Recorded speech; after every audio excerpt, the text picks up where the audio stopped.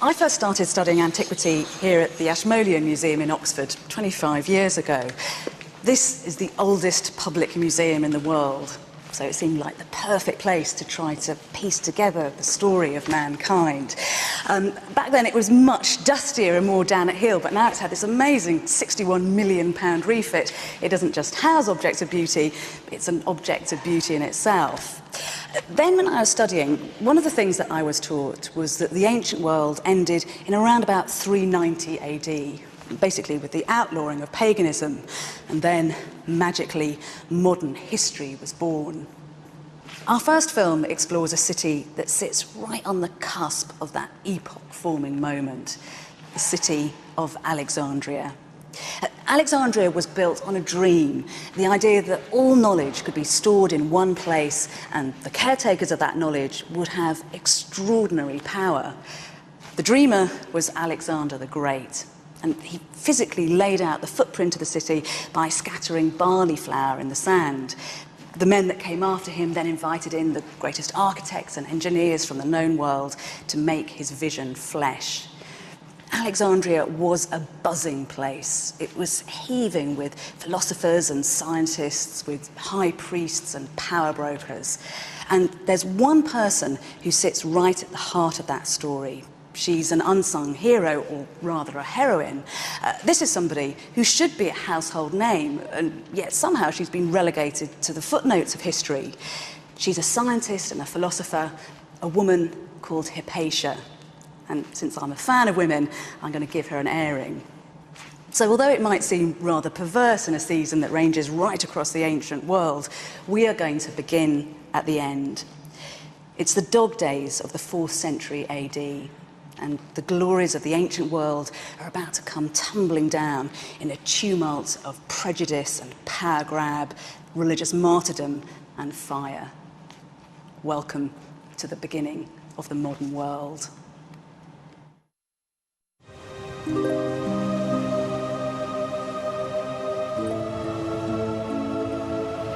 Just imagine a city that housed all the knowledge of the world, all the mathematical and scientific treatises, all the works of literature and the flights of philosophical fancy. A place where writers and artists and scientists met to debate and to pioneer thought. Just think of what ideas and inventions that city would produce, what power its knowledge would bring to its rulers. Just think of what would happen if that wealth of knowledge was destroyed, burnt to the ground or scattered to the winds.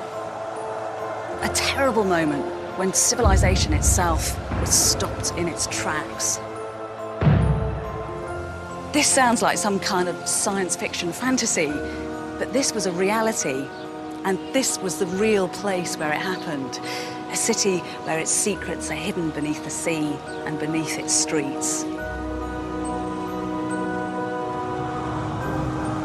This is the city of Alexandria, and this is its extraordinary story.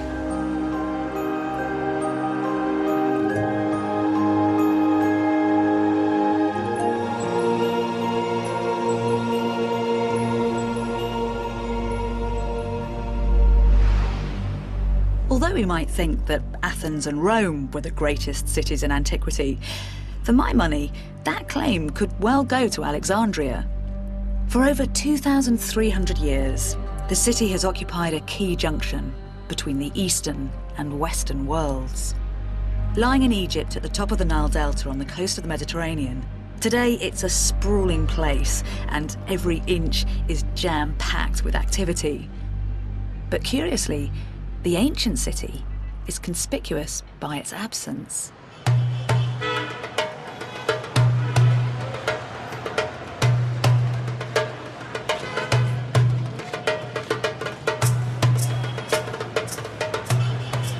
The modern city here really buzzes with life, but it can be a bit hard to get a handle on ancient Alexandria. You could spend weeks here without realising that this was once home to what was really a roll call of the great and the good of antiquity. Because it was here that Alexander the Great was buried. It was here that Cleopatra seduced Mark Antony and Caesar. And this was the home to one of the 7 wonders of the ancient world. Piecing together the scattered jigsaw puzzle, I'm going to explore the incredible story of this extraordinary city, where the Pharos lighthouse shone its beacon out over spectacular theatres, temples and colonnades. Monuments as grand as anywhere in the ancient world. It's colossal. You see the human scale. It's more than 13 meters high. Which combined the best of Greek, Roman and Egyptian design to create a dynamic hybrid culture. We're mixing and matching. We're being purely Alexandrian. We're taking what we want, sticking it together. We're open to everything. And most importantly, where intellectual advances, new philosophies, new sciences were a driving force of the city. And that's what makes this place so special. Although Alexandria was immensely wealthy, it didn't just sponsor grand monuments. It put an absolute value on wisdom. Because wisdom meant power, and it was Alexandria's ultimate ambition to become the most powerful city on earth by capturing all the world's knowledge within its walls. An ambition which stemmed from its very beginnings and the vision of its founder.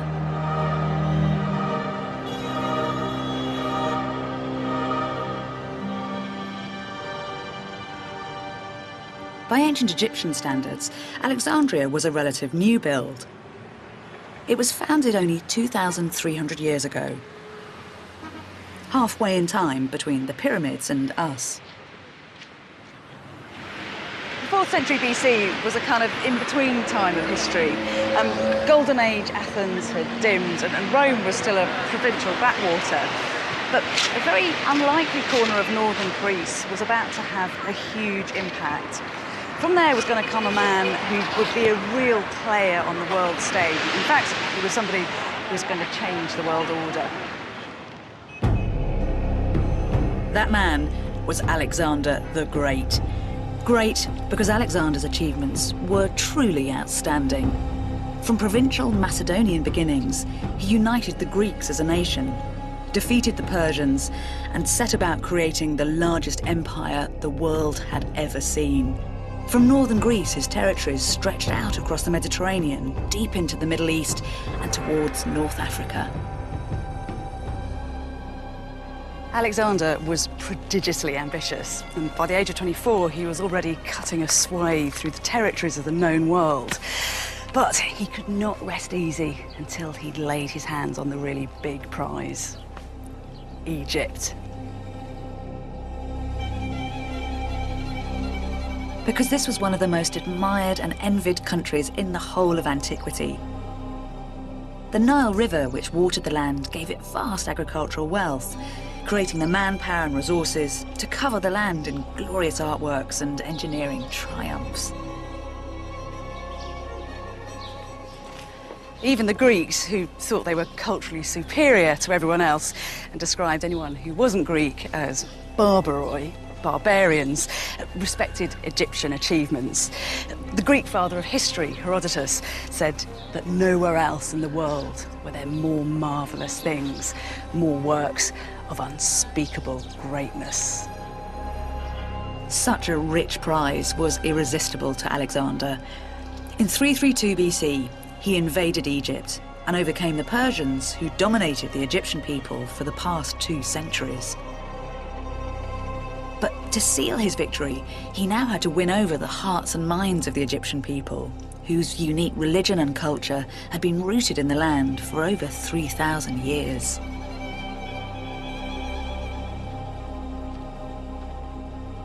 By the time Alexander arrived in Egypt, this pyramid was over 2,300 years old. But the locals here didn't think of it as some kind of antique curiosity.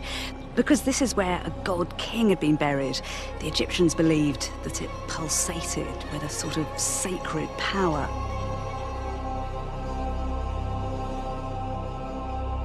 Confronted with a culture so alien to his own, Alexander didn't underestimate the challenge that faced him.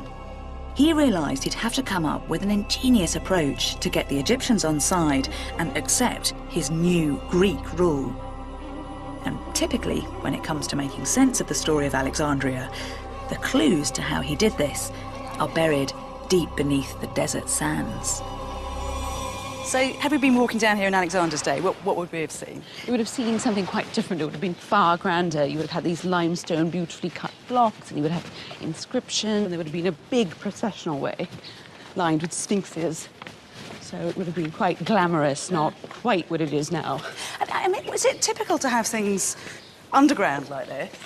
For the ancient Egyptians, yes. I mean, the underground stuff is a good place for rebirth and resurrection and anything secret, so they used it a great deal. Oh, it's certainly pretty atmospheric. Yes.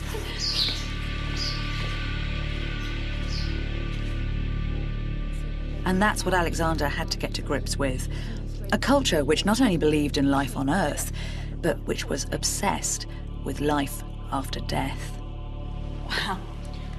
Wow, because I knew there was a sarcophagus down here. I had no idea it was this size. It is absolutely enormous. It's sort of 3 meters by 5 meters, and it weighs more than 60 tons, and it's made of absolutely solid granite. Oh, it's got glyphs on it.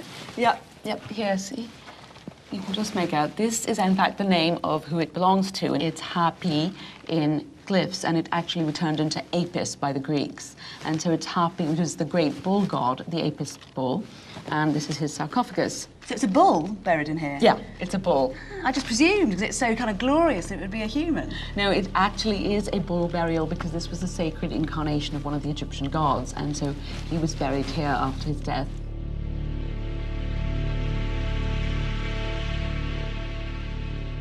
And here it says, Apis, beloved son of Osiris, may he be given life, eternity, and prosperity, and so on. And here's his name one more time, so you really knew to whom it belonged.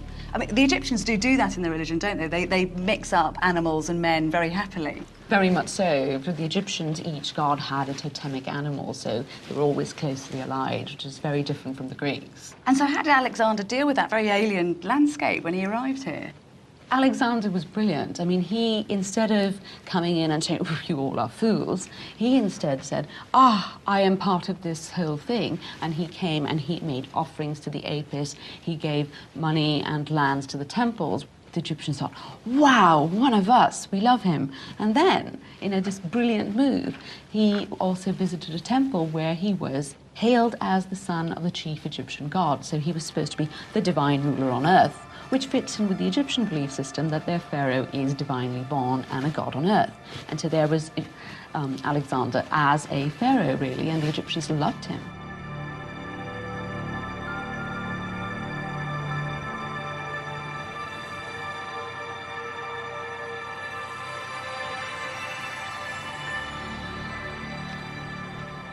Alexander was canny. By choosing to embrace Egyptian customs rather than just stomp on them, he managed to effect a very sympathetic kind of regime change. The Egyptian people didn't think of him as one of them, but one of us. You know, he had done remarkably well. He'd realised his grand Egyptian dream, and now he was being celebrated here, not just as a conqueror or a king, but as a true living god.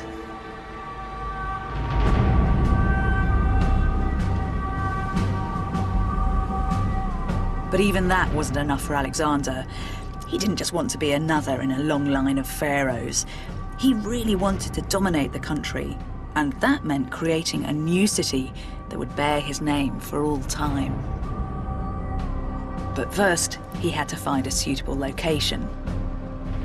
The ancient Egyptians had always looked inwards, their key cities centering on the Nile. But in this, Alexander differed. He also wanted his new city to look back towards his Greek homeland and outwards towards his new empire. And it was said that he had a very illustrious figure to guide him on his way. The ancient author Plutarch tells us that Alexander was drawn to this very spot, a place called Pharos, by a prophetic dream. Then in the night, as Alexander lay asleep, he saw a wonderful vision. A venerable man with shaggy hair and a beard appeared to stand by his side and recite these verses. Now, there is an island in the much dashing sea in front of Egypt. Pharos is what men call it. Alexander believed that the mysterious visitor was none other than Homer himself, the great epic bard. And as well as being a hard-nosed politician, he was an incurable romantic. And so he took his advice, and this is where he came to found his city. But the barren stretch of coastline Alexander encountered couldn't be more different from today's hectic metropolis. When Alexander got here, Pharos was still just an island. There was a tiny little settlement here, and the coastline of Egypt was very jagged, which meant it was very difficult for boats to land. But Alexander had a grand plan to link Pharos to the mainland. And so he built a causeway running all the way across, almost a mile long. And he extended this bit here to create a man-made harbour. This would become the busiest port in the world. The gateway to one of the richest and most multicultural cities on Earth. And that was only part of the dream. Alexander and his successors, the Ptolemies, ravened for knowledge. Knowledge that would give them the power to trade, to build, to conquer. Their ambition for Alexandria to become the intellectual engine room of the ancient world.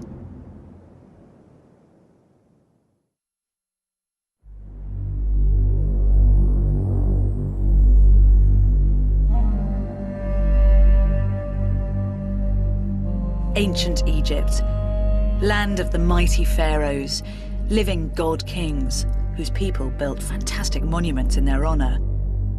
A civilization which had been a key player in the region for over 4,000 years. In the 4th century BC, the Greek Alexander the Great conquered this land, winning over the Egyptian people and making it his own, creating a new city in his name, Alexandria. Starting from scratch, Alexander envisaged a unique model city, strictly laid out on an innovative grid system, where Greek and Egyptian culture came together to create one of the richest places on Earth.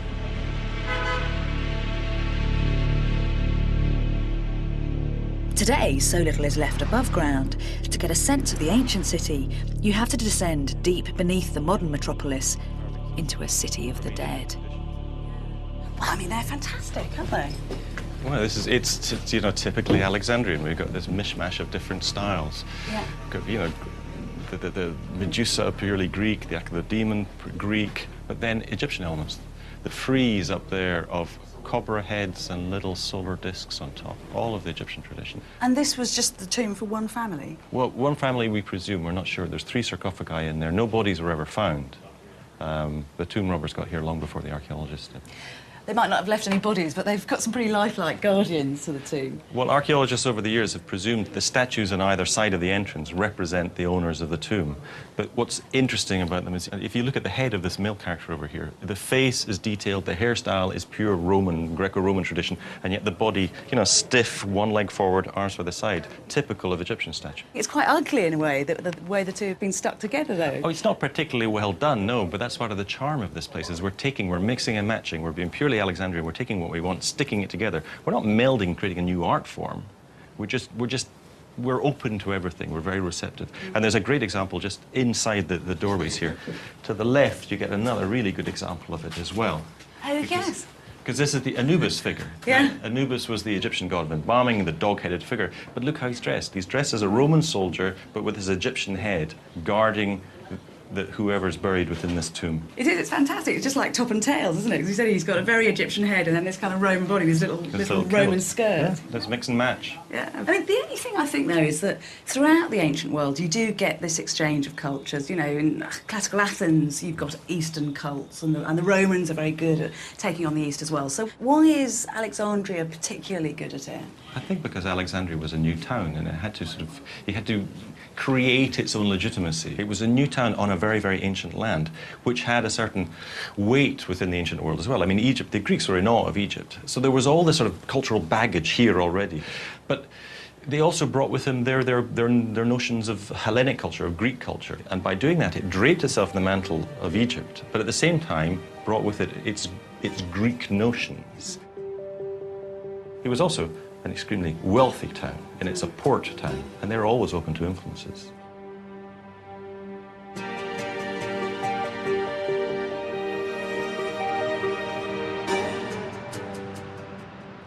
What you have to remember is that this was no ordinary city. It hadn't grown up organically out of the Bronze Age or the Classical Age like so many of the great cities of antiquity. This was, if you like, a kind of high-minded new town, the brainchild of a visionary and highly educated man. From the age of 13, Alexander had been taught day in, day out by the great philosopher Aristotle, and a spirit of inquiry was imbued in every cell of his body. And when he founded Alexandria, he passed that spirit on into the very DNA of the city. This was a place where knowledge was as valuable a currency as grain or gold.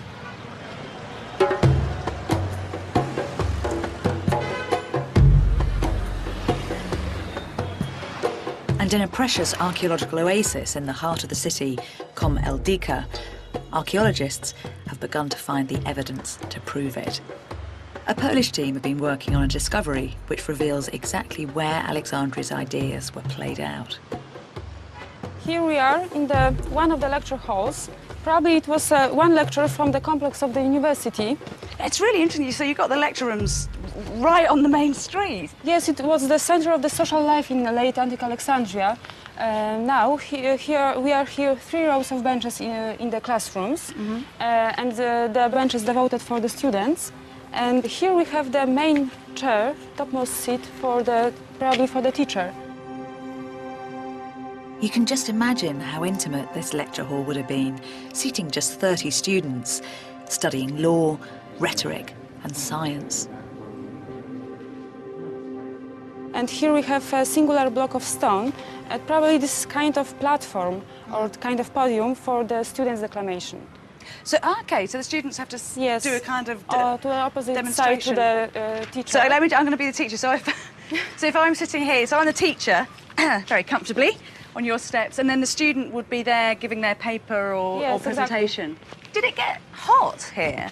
You know, the lecture halls were covered probably by the flat roof. We don't have any indication, but probably the auditorium could be high as up to 5.5 meters as the level of the columns. And how many teaching rooms like this are there? So far we found 20 lecture halls. Probably it was much bigger. These teaching rooms were a hothouse of knowledge in the very heart of Alexandria. This was in no way a city of ivory towers. It was buzzing with provocative and cutting-edge ideas. Its rulers had wanted to acquire the intellectual tools to unlock the mysteries of the universe, to allow them to rule the world. It was where the mathematician Eratosthenes proved that the Earth was round and accurately measured its circumference. Where 1,000 years ahead of his time, Aristarchus suggested that the Earth moved around the sun, and where the greatest minds and most extraordinary thinkers began to map their way through the stars. Now, I've got to confess that Alexandria has got a particular allure for me for one reason. It's a rather wonderful and mysterious woman called Hypatia. Now, Hypatia ran her own philosophy school here, and by all accounts, she was quite extraordinary. Hypatia was born in around 350 AD, and the very fact she was a woman in a world dominated by men makes her achievements doubly exceptional. For over 40 years, she made groundbreaking advances in algebra and revolutionised astronomy. And correspondence from a fellow philosopher really sums up just how much she was valued.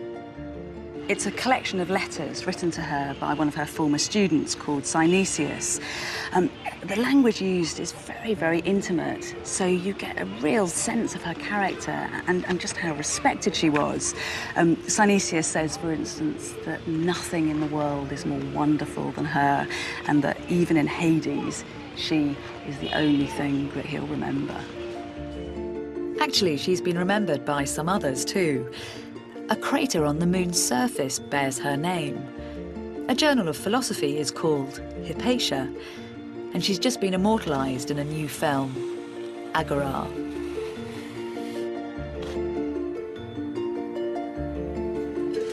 Imagine Hypatia working late into the night, the famous Alexandrian street lamps burning outside, her staring up into the night sky for inspiration. She was a philosopher in the true sense of the word, in that she was a philosophos, a lover of wisdom. What's really interesting about Hypatia, though, as with so many of her Alexandrian colleagues, is that she didn't just deal in abstract thought, but she had a very practical application for her ideas. For instance, she used her mathematics and her geometry to redesign this amazing gizmo. It was really a kind of multifunctional instrument, the sort of iPod of her day, if you like.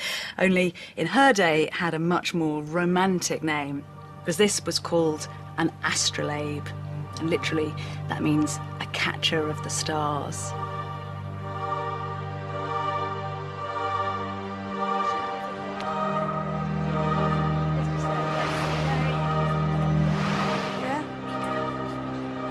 One of the things that was worked on here in Alexandria and perfected was this amazing instrument, the astrolabe. Yes. You're clutching one. Yes.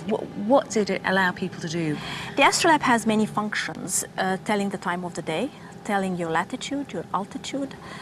It can measure the height of mountains. It can measure the width of rivers. But I'll tell you how to measure the time of the day. Okay. Now, here is the astrolabe and here is the pointer. This is what we call the pointer. We align these two holes pointing to a star, okay? When we align these two holes like this pointing, we get a reading with the pointer right here. We take this reading here, which is a letter, an Arabic letter, but for them it's a number, okay? We take this number, we turn the astrolabe, and we have this spider here. We point the pointers here to the number that we have taken from the back. And when we point it to here, we get the reading. You see that pointer here? It will point to the degrees that the sun has risen, or the star has risen from the horizon, okay?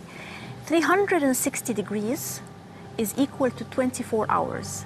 So each 1 hour is 15 degrees. So if we have here number of degrees, I can know the time of the day.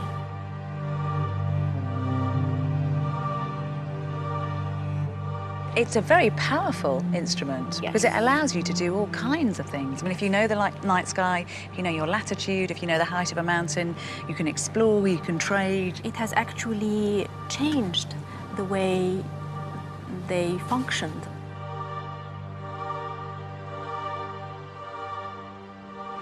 Alexandria did sponsor pure reason, pure thought, ideas just for ideas' sake.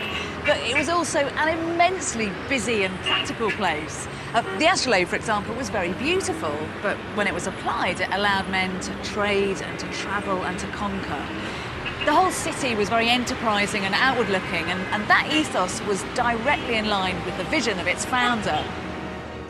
Alexander had created a unique city, a central point between East and West, where the greatest thinkers not only explored pure thought, but applied their ideas to become real players on the world stage.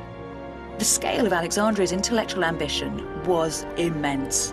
To house within its walls all knowledge, and with that knowledge, make its rulers the most powerful people on earth.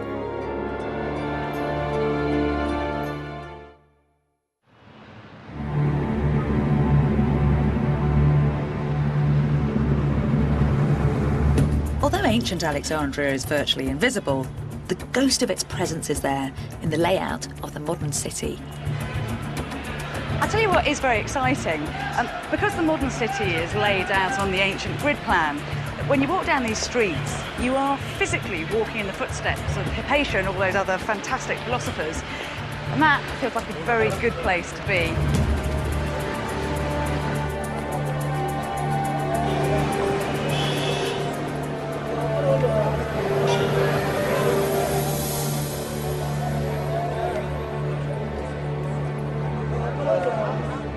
As a cultural melting pot with intellectual ambition, ancient Alexandria became a unique environment for scholarship. A place where the extraordinary thinker Hypatia, schooled in Greek thought, could also draw on Egyptian wisdom and Babylonian science to help her map the stars. Where a wealth of traditions from around the world combined, enabling the greatest thinkers to make scientific advances achievable nowhere else, creating a new Egypt and a model for society in the future.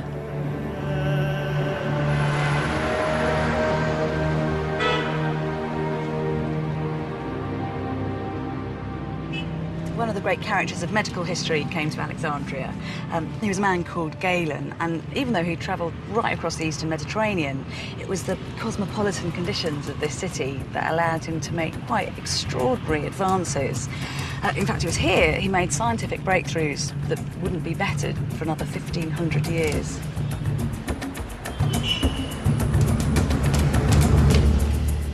So what are these treasures that you're removing from the tubs here? There are a variety of things. There's a brain of a horse, and this one with a spinal cord attached. Oh! Is that's a dog. Oh, it's lovely. So I hope you realise I'm a very strict vegetarian. This is not. This is way beyond my life experience. This. It's all right. I'm not expecting you to eat them. It's all right. Good. Just explain to me, because you're a veterinary anatomist. So why have you got a particular interest in Galen? It's really because of the brain, because I think Galen was the central mover in the history of studying the brain. He was the first person who realised what it was and what it did. And why was Alexandria such a key city for him? In the European part of the Mediterranean world, there were taboos and then eventually laws against chopping up dead people, dissecting dead people, which made life very difficult for him. So he had to use animals like these, where really what he wanted to know is he wanted to know about what was going on in humans. And this was much easier in Egypt because the Egyptians had much more of a tradition, and partly because of mummification, they had much more of a tradition of dealing with parts of dead human people and perhaps not worrying about it so much. But the brain wasn't of any particular importance to the Egyptians, because there are stories of them when they're doing the mummification, of them pulling the brain out through the nose, for instance. Yes, we don't know whether it's Herodotus who said that. We don't know whether that's actually true. You need an enormous nose to get a brain out through. But it's certainly true. The thing that the Egyptians and the Greeks had in common, neither of them thought the brain was very important until Galen came along. Aristotle said it was probably just the radiator for the heart. The heart creates all this heat, and the brain is just a way of radiating it away out of the body. And so why was Galen different? How did he come to realise that there was something else going on? Because he looked at the brain. You look at the human brain, but you look at animal brains, and he said, well, if you look at them, they're incredibly complicated. He said, for example, here's the cerebrum up the front with all its folds, and here's the cerebellum at the back with all its even finer folds. And you look on the inside and you see there's the brain stem down there. It's even more complicated. So it's got all these different bits, so it doesn't look like something that's just there to radiate heat away. He said it must be doing something more complicated than that. The other thing he noticed about it was, first of all, if you look at the brain, it has the senses attached to it. If you dissect a brain, I'll get this out. This is a sheep brain with the eyes still attached. Yeah, lovely. And that's the important thing. He said, well, the brain is connected to the special senses by these large, thick nerves. And he said that must mean something. And he had this wonderful phrase he used where he said, the brain is surrounded by the special sense organs as if they are the servants and guards of the great king. So he'd already elevated the brain to being in the position of a king in control of the special senses. I'm glad he added a bit of poetry to something fairly disgusting looking like that. And so he demonstrated that not only is the brain where all the sensory information comes in, but also he'd shown it's where all the nerves radiate out to the body to move the body. So he's really showing the brain takes the information in, processes it, puts it out again. Really, the brain is where you think, it's where you are. And really, he was the first person to show that. That is immensely important. I mean, if you prove just how powerful the brain is, that's going to revolutionise what people think about the human body and, I mean, all sorts of things, and the human soul as well. He completely changed the way we think about the body, and especially the brain.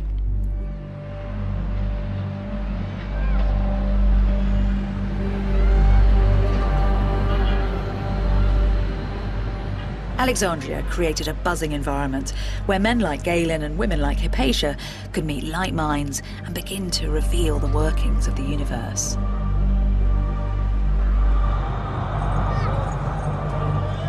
Because these thinkers weren't working in isolation, and that's possibly Alexandria's greatest achievement.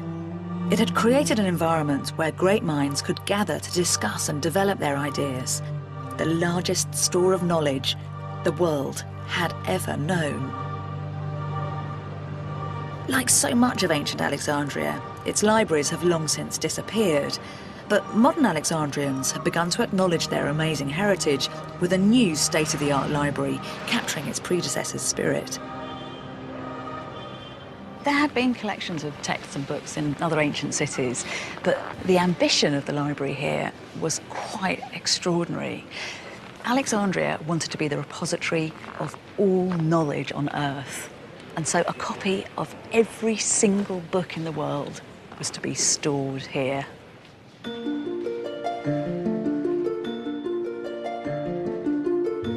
Every work of literature, tragedy, comedy and poetry, every history, every scientific treatise from maths to medicine, physics to astronomy, and not just Greek texts, but works from around the world in Hebrew, Latin, Babylonian and later Arabic. Even today, putting together such a collection would be quite a feat, but this was the age before mass publishing. Each work existed as a handwritten papyrus, and that scroll might be the only copy of that papyrus in the whole world. Today, the majority of the few fragments that remain now survive not in Alexandria, but another bastion of learning, Oxford University.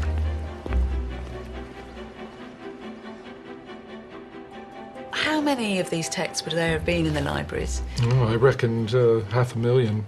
Everything from Homer, some of the earliest Greek papyri were texts of the Homeric poems, the Iliad and the Odyssey, to Plato, philosophy written in Greek on papyrus, to, in the later period, Arabic, and even earlier Hebrew. But the scale of ambition is extraordinary. So how, physically, how did they get the work into the city?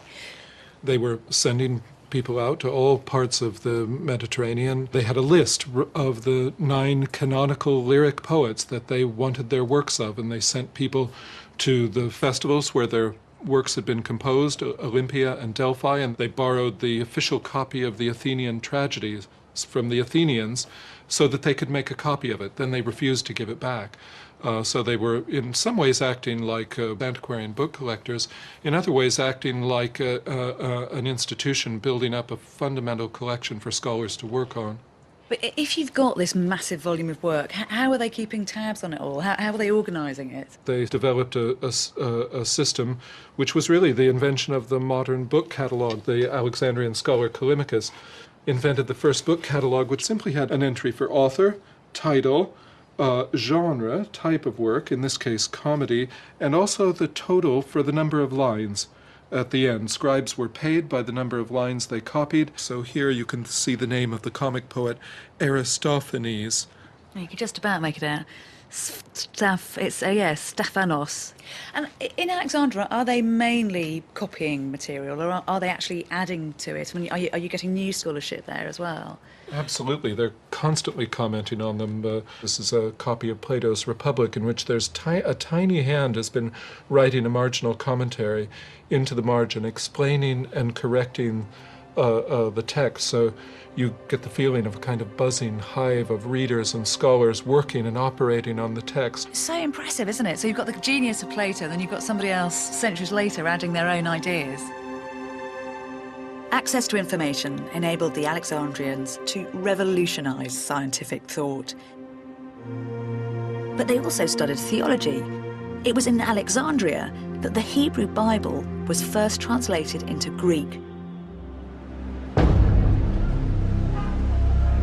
By understanding a wealth of cultures and beliefs, they had the power to master and control.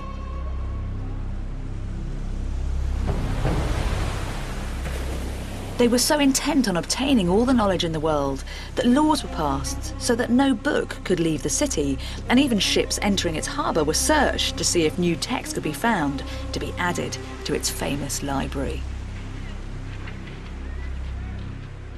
The modern Library of Alexandria has got over 500,000 books, which is actually almost exactly the same number as they had in the ancient library. But what it's also got here is this mega computer, which every few days saves all the information on the World Wide Web. In the 21st century, we're just so used to that ease of access to information where everything is stored electronically. But in the ancient library, they often held the single existing copy of a book. So just imagine if that was lost, you'd lose those ideas forever. And tragically, that's exactly what happened in Alexandria. Knowledge had made the city an intellectual powerhouse of antiquity. It had made thinkers like Hypatia powerful forces within the city. It was an environment where new thoughts could flourish and evolve, where anyone from anywhere could voice their ideas. So perhaps it was inevitable that at some point, some ideas would come into conflict. And for the ancient world, Alexandria, its libraries, and for Hypatia herself, the result would be catastrophic.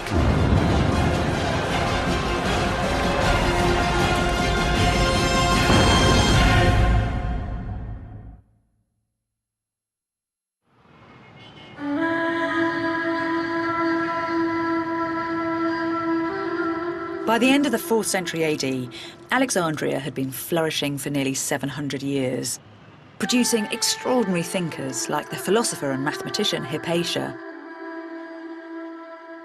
It was an immensely powerful city, second only to Rome in might, yet its power wasn't built on military force, but on the strength of ideas and the ambition to house all the knowledge in the world. And that included beliefs from the latest school of thinking, the fledgling religion, Christianity. Alexandria had always attracted in cutting-edge thought and men who were at the top of their game. So it should be no surprise that from the 1st century AD, the key leaders of a new religion should want to come here to play out their ideas.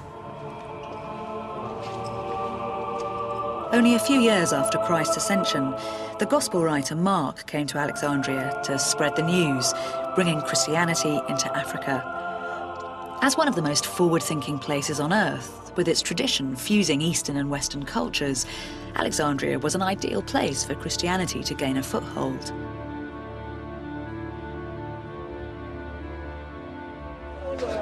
But reconciling a multi-faith environment with a religion whose followers believed exclusively in one God proved a testing challenge for the city.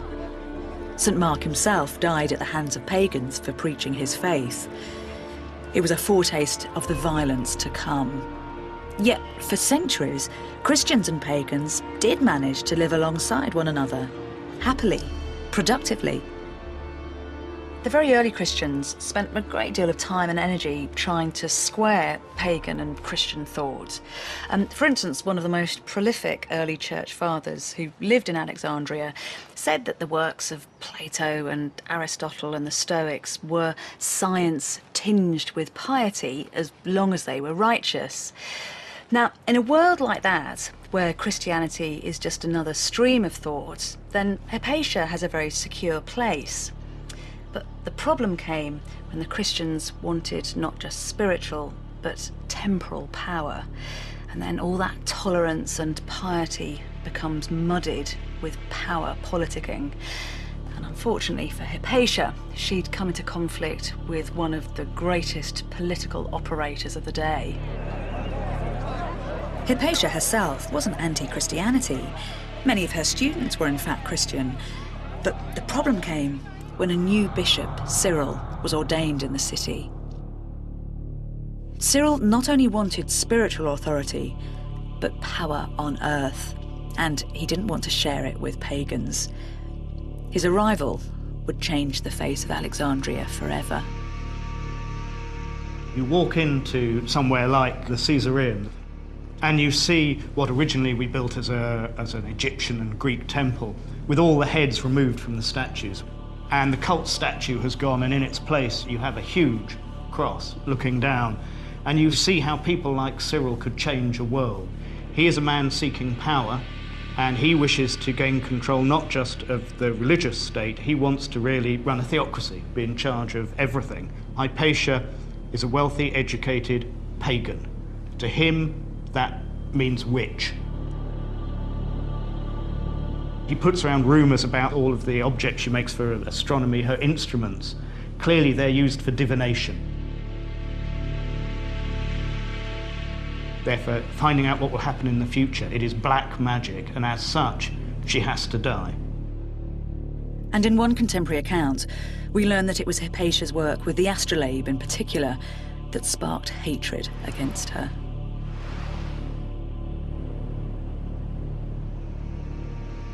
Spurred on by one of their leaders, the blood of the Christian mob was up.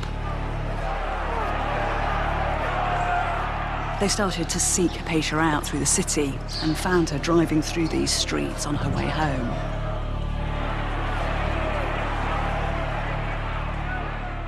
They dragged her out of her carriage and ripped off her clothes. For a highborn woman like her, this would have been a terrible public disgrace. But then things got even uglier. They pulled her into the Caesareum, which had been a temple and then recently converted to a church. And there, picking up anything they could find, we're told they were ostraka, which were probably broken pots or broken roof tiles.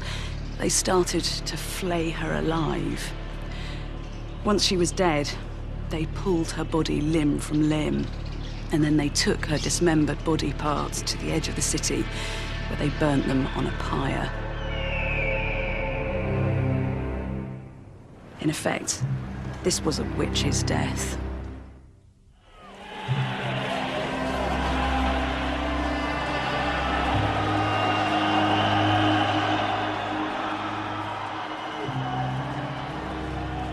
Hypatia's tragedy was the tragedy of Alexandria.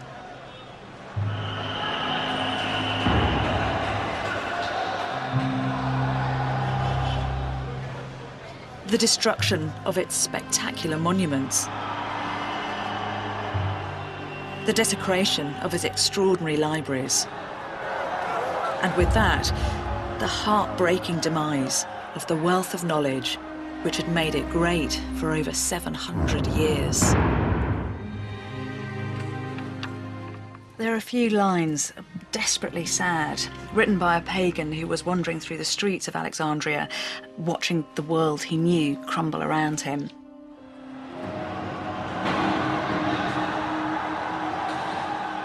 Is it true that we Greeks are really dead and only seem alive? And in our fallen state, we imagine that a dream is life. Or are we truly alive, and is life itself dead? For some, Alexander's dream was becoming a living nightmare.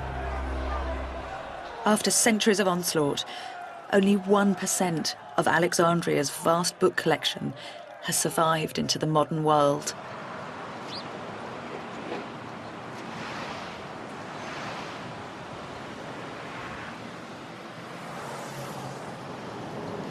Rather bizarrely, one of the survivors of Alexandria's destruction has ended up here. It's that massive lump of red granite, the obelisk that we very affectionately now call Cleopatra's Needle.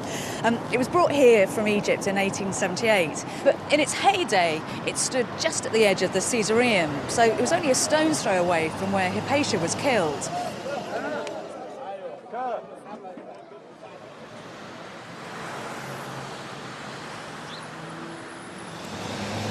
I think that in many ways, Hypatia was an incarnation of Alexander's dream. She was living proof that knowledge is power. She was immensely knowledgeable, and therefore the extraordinary city that she lived in allowed her a huge amount of influence. But the key word here is extraordinary, because Alexandria was a city less ordinary.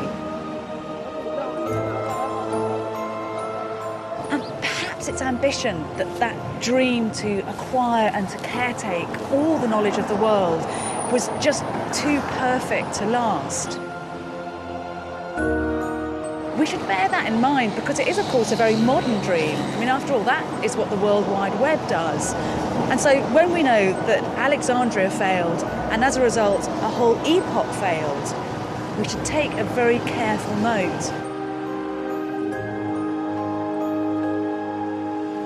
For that reason, we mustn't bury the memory of Alexandria, but celebrate it.